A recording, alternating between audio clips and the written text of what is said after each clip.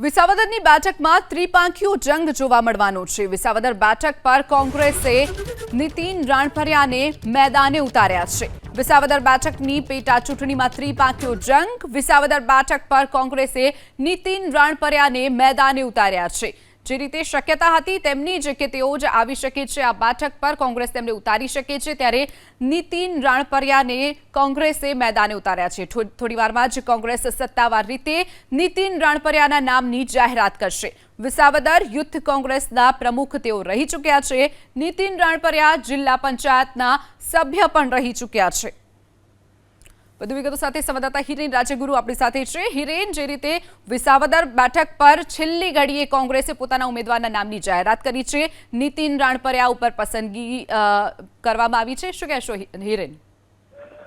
જો ભાજપ કોને ટિકિટ આપે છે તેની રાહ જોઈ રહી હતી કોંગ્રેસ, અને ગઈકાલે રાત્રે જ્યારે ભારતીય જનતા પાર્ટીએ પોતાના કડી અને વિસાવદર બંનેના ઉમેદવારોના નામની જાહેરાત કરી, વિસાવદરથી કિરીટ પટેલ ચૂંટણી લડશે તેવું ભારતીય જનતા પાર્ટીએ નક્કી કર્યા બાદ કોંગ્રેસે પણ નીતિન રાણપરિયાને સૂચના આપી દીધી। આજે છેલ્લો દિવસ છે ઉમેદવારી ફોર્મ ભરવાનો, ત્યારે એ ફોર્મ ભરવા માટેની સૂચના આપી દીધી છે અને થોડી વારની અંદર કોંગ્રેસ સત્તાવાર રીતે નીતિન રાણપરિયાને વિસાવદર બેઠકની પેટા ચૂંટણીના પોતાના ઉમેદવાર તરીકે સત્તાવાર જાહેરાત પણ કરશે। સૌથી મહત્વપૂર્ણ બાબત કે નીતિન રાણપરિયા કે જેમણે સંગઠનની અંદર પણ કામ કર્યું છે અને પ્રતિનિધિ તરીકે પણ કામ કર્યું છે। સંગઠનની જો વાત કરીએ તો યુથ કોંગ્રેસ વિસાવદરના તેઓ પ્રમુખ રહી ચૂક્યા છે અને એક ટર્મ સુધી પ્રમુખ તરીકે તેમણે ત્યાં કામ કરેલું છે। એ જ રીતે જુનાગઢ જિલ્લા પંચાયતના સભ્ય તરીકે પણ તેઓ ચૂંટાયા હતા અને એ રીતે જનતાના પ્રતિનિધિ તરીકે પણ કામ કર્યું છે। એટલે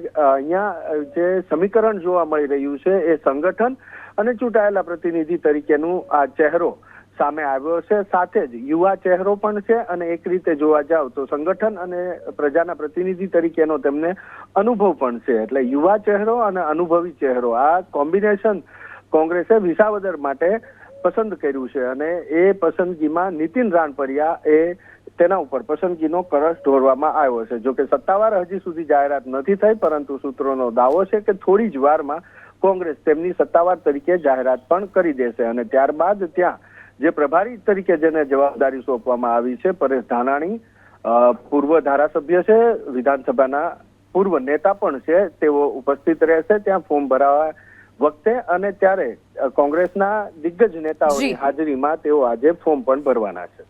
ચોક્કસ હિરેન, માહિતી બદલ આભાર। એક મોટા સમાચાર પ્રાપ્ત થઈ રહ્યા છે।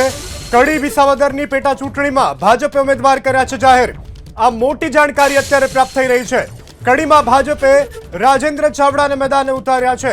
કડીમાંથી રાજેન્દ્ર ચાવડાને મેદાને ઉતાર્યા છે તો વિસાવદરથી પણ નામ સામે આવી રહ્યું છે।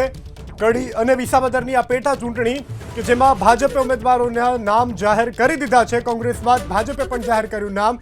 કડીમાંથી ભાજપે રાજેન્દ્ર ચાવડાને મેદાને ઉતાર્યા છે તો વિસાવદરમાંથી કિરીટ પટેલને ભાજપે મેદાને ઉતાર્યા છે। તો વિસાવદરથી કિરીટ પટેલના નામની જાહેરાત થઈ ચૂકી છે। તો કડી અને વિસાવદર બંને પેટા ચૂંટણીમાં ભાજપે પોતાના ઉમેદવાર જાહેર કર્યા છે। કડીમાંથી ભાજપે રાજેન્દ્ર ચાવડાને ઉતાર્યા છે મેદાને અને વિસાવદરથી કિરીટ પટેલને ભાજપે મેદાને ઉતાર્યા છે। તો આ મોટી જાણકારી પ્રાપ્ત થઈ રહી છે।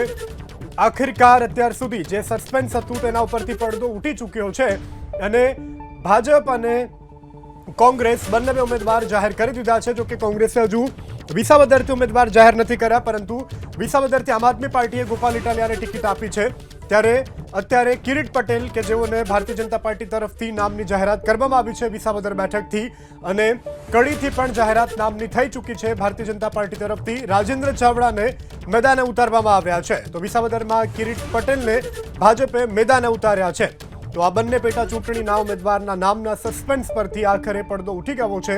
કડી અને વિસાવદર પેટા ચૂંટણીમાં ભાજપે ઉમેદવાર જાહેર કરી દીધા છે। કડીમાંથી ભાજપે રાજેન્દ્ર ચાવડાને મેદાને ઉતાર્યા છે, જ્યારે વિસાવદરમાંથી કિરીટ પટેલને ભાજપે ઉતાર્યા છે મેદાને।